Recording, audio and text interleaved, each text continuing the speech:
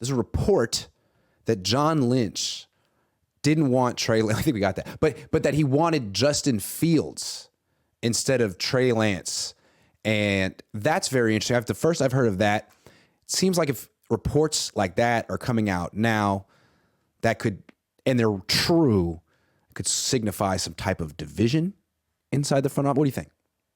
Yeah, definitely. First of all, I definitely do question these reports. Justin Fields does not seem like the type of quarterback that John Lynch would want. One. And this is the first we've heard of it. But I would say this. If there is division, and I think you and I both agree that there's certainly division when it comes to Trey Lance in this front office. But when a player like Trey Lance is perceived to not pan out, and another player that was in that same draft class is perceived to either have panned out or is trending in that direction, that's when coaches and front office guys always want to come out and take credit. They wait until they see. That guy. Yeah. That's the guy I wanted. Just like Josh Allen was a guy that Kyle Shanahan wanted, right? After the fact, of course. After he was already good. Like everyone wanted Dak Prescott after the fact too. I think Chip Kelly came out and said, like, actually, I wanted Dak. Yeah. I was drawing up plays for him when I was on a plane. It's crazy. No, I was going to bring that up. Thank you for going there. No, real quick, because I wanted to say is like, remember John Lynch? They went to Justin Fields' pro day. When asked about it, John Lynch was basically said Kyle didn't give a damn about it. He was focused on Trey Lance. That's what he said. And now this comes out. Yeah, I just feel like when things like this start coming out, that starts to show fractures or splinters in the locker room. So I'm not saying it's the end of the world, but you're starting to see guys in this front office potentially covering their own ass. And that is never a good thing. I wanted them to draft Trey Lance over Justin Fields. We discussed this for like a long time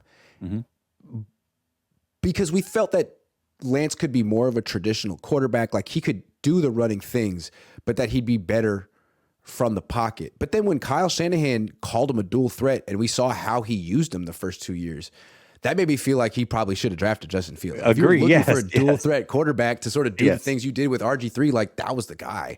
And I don't think that was even that hard of a call. I think you should have been able to see that if that's what you're looking for. Yeah, 100%. I totally agree with that. When we were looking at the system that we thought would be implemented with Trey Lance, it's like, okay, I see why he makes sense. 39% under center, calls his own protections, his own audibles, all those things, right? That makes sense. Pick action. Trey Lance. But if you wanted to go with this dual threat guy, shotgun, easy choice was Justin Fields. Easy. Absolutely. Like, how did you miss that? I don't understand that one at all. So maybe this is true. And again, it would kind of fit with Kyle not taking certain people seriously. He didn't take Patrick Mahomes seriously. He didn't take Justin Fields seriously. Why? Because of the system they were in college? I don't know. Is that a good reason? You think about it, though. So let's say this is true and Justin Fields pans out and Trey Lance doesn't. Then this is essentially John Lynch saying, hey, man, I gave you two elite guys. You didn't want to draft them. So if we're firing anybody, it should be him, not me. After they drafted Trey Lance, I remember Sean McVay had Kyle Shanahan on his Flying Coach podcast and was like, hey, I didn't expect that. I thought you were going to go with Mac Jones. Why'd you go with Trey Lance? And Kyle sort of muttered something about 11-on-11 football.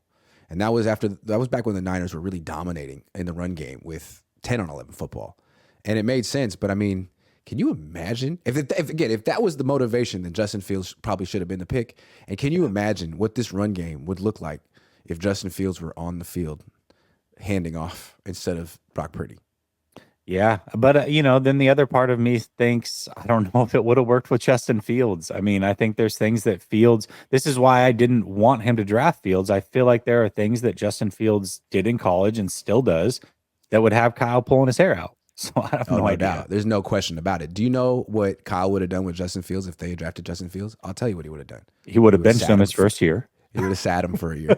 Yeah, and then he probably would have gotten injured just like every other quarterback gets injured. And you'd be coming into year 3 being like, man, Justin Fields a bust. He sucks. Probably true. He hasn't done anything. Meanwhile, Trey Lance is somewhere else. No one talking about him because he's on some anonymous team. There's no pressure. Boy. Someone asked, Jackhammer asked Kyle Shanahan today about like all the negative Great question, by the way. It was a great question.